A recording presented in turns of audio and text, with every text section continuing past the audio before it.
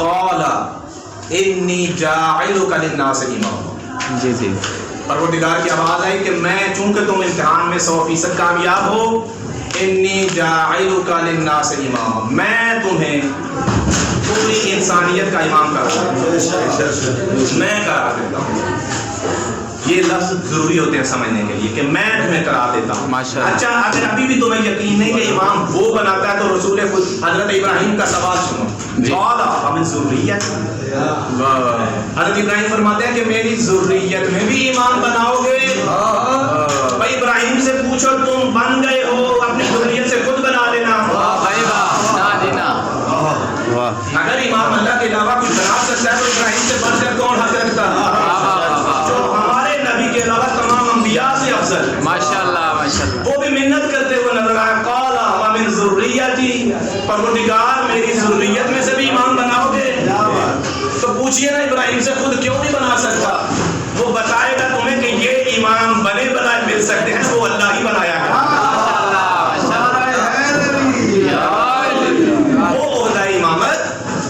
جس کو اللہ چاہتا ہے دیتا ہے. قال ومن ذریتی، حضرت ابراہیم نے فرما کے آیا یہ امامت کا عہدہ میری ذریت میں آئے گا. عزیزان محترم دیکھیے حضرت ابراہیم اس امامت سے پہلے خلیل خدا ہو چکے ہیں، ماشاءاللہ، نبی بن چکے ہیں، سب کچھ ان کے پاس کتنے عہدے آ چکے ہیں. نہ نبوت پر اپنی ذریت یاد آئی ہے، نہ خلت پر اپنی ذریت یاد آئی ہے.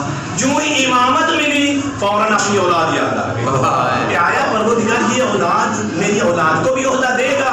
اب میں پوچھوں گا ابراہیم، سارا لاؤ لشکر ہے نمرود کے پاس، حکومت ہے نمرود کے پاس، سارا پیسہ ہے نمرود کے پاس، فوج ہے نمرود کے ساتھ، پولیس ہے نمرود کے پاس، عوام ہے نمرود، تیرے پاس ہے ہی کیا سوائے امامت کے. تو بعید نہیں اس کی آواز ہے کہ دیکھو یہ اللہ کا دیا عہدہ ان چیزوں کا محتاج نہیں ہوا کرتا. ماشاءاللہ ماشاءاللہ. جو امام ہوتا ہے ضروری نہیں کہ وہ حکومت پر ہو، جو امام ہوتا ہے ضروری نہیں اس کے ساتھ عوام ہو، امام امام ہوتا ہے. ماشاءاللہ ماشاءاللہ. حضرت ابراہیم علیہ السلام کو کس قدر خوشی ہوئی کہ آپ اس سے اندازہ لگائیں. فوراً فرمایا قال ومن ذریتی، پروردگار میری ذریت میں امامت دے گا.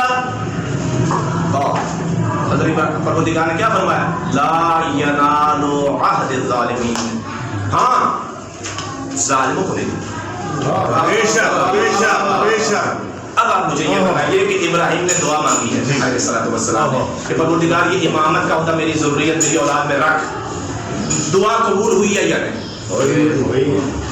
یہ جو اگلا جملہ ہے لا ینال عہد الظالمین، کہ میرا وعدہ ظالموں تک نہیں پہنچے گا، ظالموں کو نہیں بناؤں گا. دعا قبول ہے یا رد؟ قبول ہے. قبول ہوئی نا. ایک شرط تو آپ کے سامنے آ گئی کہ امامت الہیہ وہ عہدہ ہے جو ظالم کو نہیں پہنچے گا، ظالم امام نہیں بن سکتا. اب متوجہ رہیے گا کہ حضرت ابراہیم علیہ السلام کی ذریت میں کیا آ گیا؟ امامت. باقی بات ہے جی ہو گیا. قرآن مجید ہے جی. امامت ایک چیز، بابا جی امامت آ گئی حضرت ابراہیم کے اولاد میں. پروردگار فرماتا ہے سورہ مبارکہ الحدید میں لقد ارسلنا نوحا وابراہیم وجعلنا فی ذریتہما النبوۃ والکتاب، کہ ہم نے نوح اور ابراہیم کو نازل کیا، ارسال کیا، بھیجا. وجعلنا فی ذریتہما، اور ان دونوں کی ذریت میں ہم نے کیا قرار دیا؟ نبوت اور کتاب. نبوت اور کتاب. پہلے کیا آ چکا ہے ذریت میں؟ امامت. اب کیا آ گیا؟ نبوت و رسالت. کتاب، نبوت اور رسالت بھی ہو گیا، امامت بھی آ گیا. یہ سننا یہ مہم چیز ہے جو آج آپ کے سامنے عرض کرنے والا ہوں کہ حضرت ابراہیم علیہ السلام کی ذریت میں اولاد میں دو چیزیں آ گئی، امامت بھی آ گئی. قرآن نے فرمایا دوں گا ظالموں کو نہیں، جو عادل ہوں گے دوں گا. نبوت بھی آ گئی. دو چیزیں ہو گئی نا. جی جی. اس میں کوئی انکار نہیں کر سکتا. اب اگر کسی چیز کو روکنا ہے تو قرآن روکے گا. بسم اللہ. اور اگر قرآن کسی چیز کو نہیں روک سکتا تو پھر آپ کو ماننا پڑے گا کہ وہ سلسلہ چل رہا. میری بات تک پہنچ رہے ہیں؟ دو چیزیں ثابت ہیں قرآن مجید سے کہ پروردگار نے فرمایا کہ میں امامت بھی تیری ذریت میں دے رہا ہوں، نبوت بھی تیری ذریت میں. دونوں چیزیں امامت اور نبوت آ گئی. یہاں آگے پروردگار نے فرمایا بسم اللہ الرحمن الرحیم وما محمد ابا احد माशाल्लाह کہ محمد کیا ہیں؟ किसी के قوم میں سے کسی مرد کے باپ ہیں. माशाल्लाह ہیں آپ نے ساتھ سلوات میں کی رحمت. मोहम्मद वाले मोहम्मद محمد مصطفیٰ تم مردوں میں سے کسی کے باپ نہیں، ولیکن رسول اللہ و خاتم النبیین، لیکن اللہ کے رسول ہیں، خاتم النبیین. متوجہ رہیے گا، بے شک خاتم النبیین، نبوت کا ختم کر دیں گے، رسالت کا اختتام ان پر ہو جائے گا. خاتم النبیین ہیں. حضرت ابراہیم کی ذریت میں دو چیزیں تھیں، نبوت بھی تھی، امامت بھی تھی. نبوت اللہ نے ختم کر دی، آیت بھیج دی، امامت کہاں ختم کی؟ میری بات سمجھے بھائی؟ اگر جیسے نبوت کو ختم کیا ہے تو آیت نازل فرما دی کہ محمد نبوت پہ نبوت میں نے ختم کر دی. اگر امامت ختم ہے تو دکھائیے کون سی آیت ہے.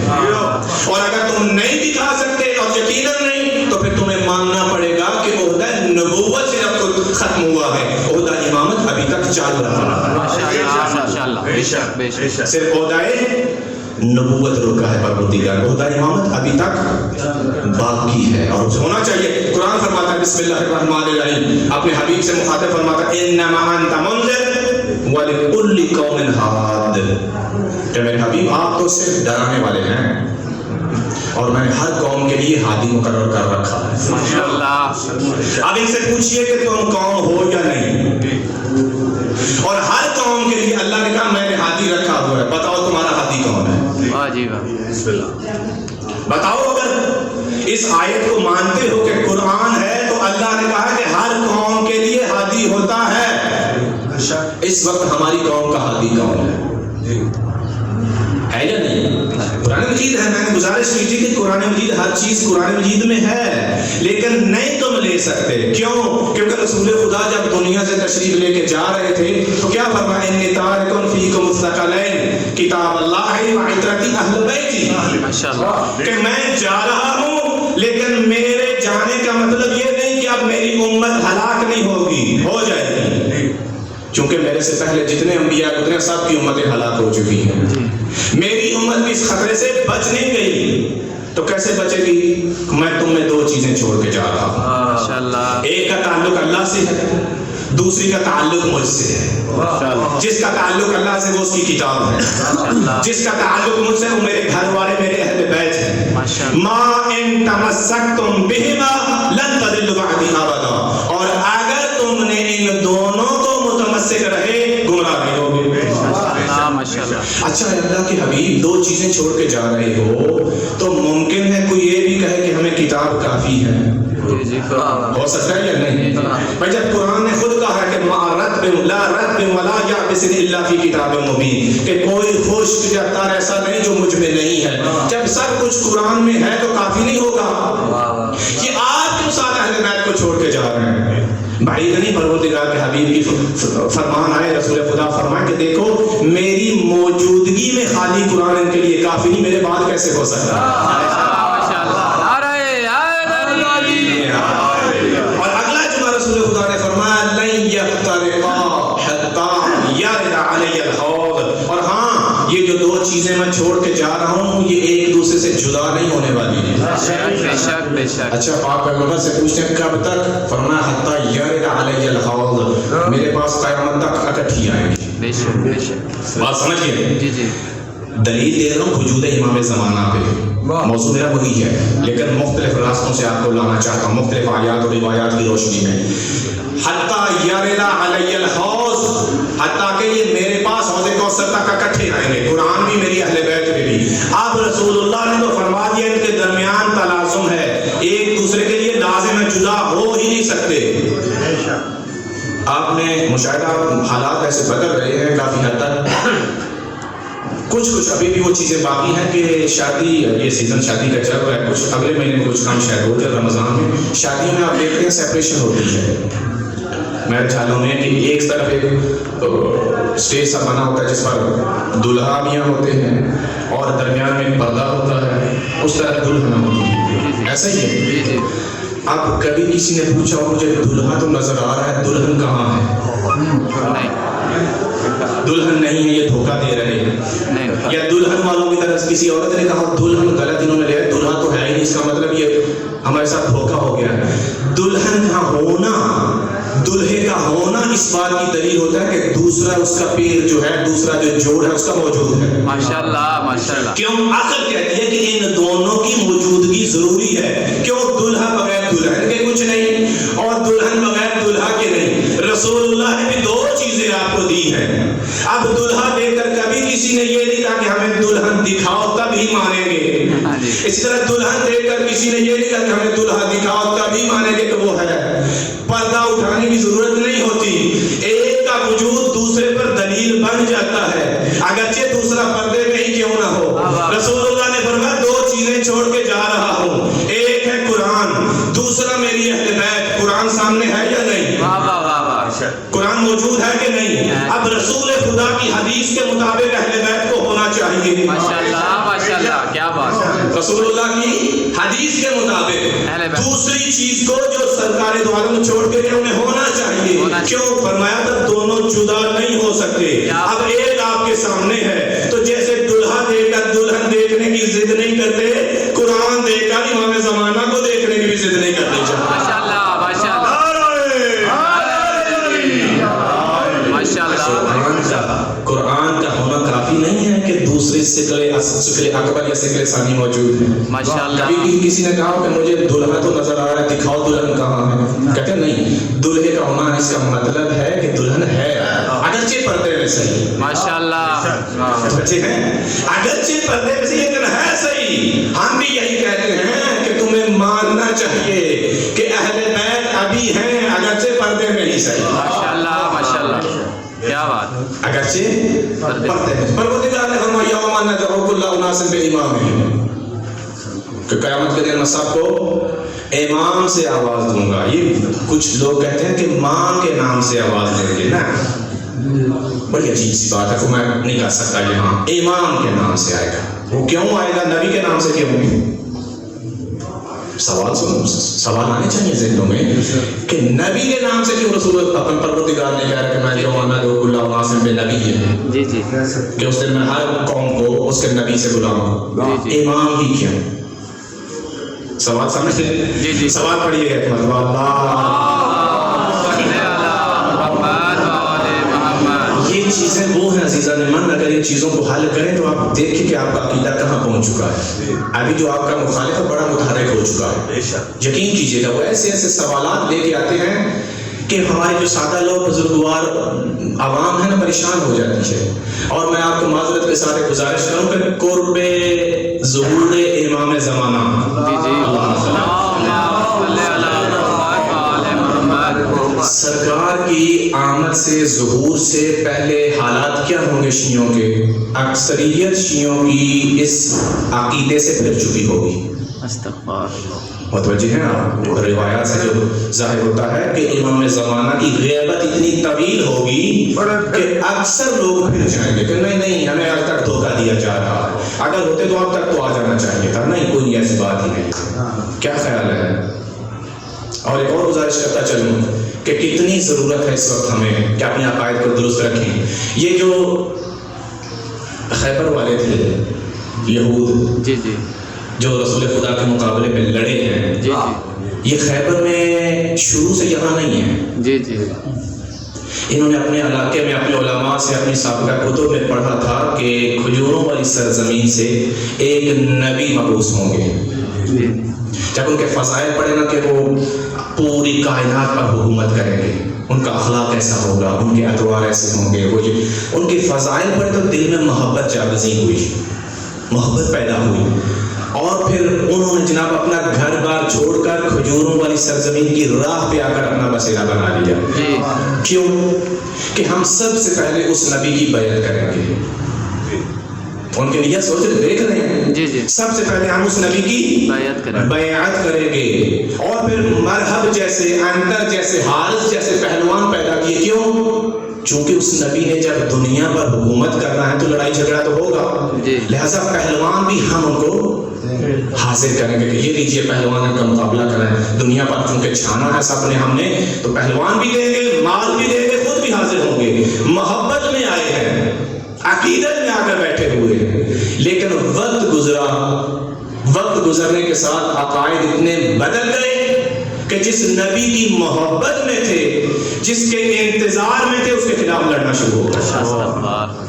عزیزان من، سابقہ جو کتب ہیں یا سابقہ جو واقعات ہیں وہ تذکر کے لیے ہیں کہ ان کو پڑھو اور کچھ حاصل کرو، سبق لو۔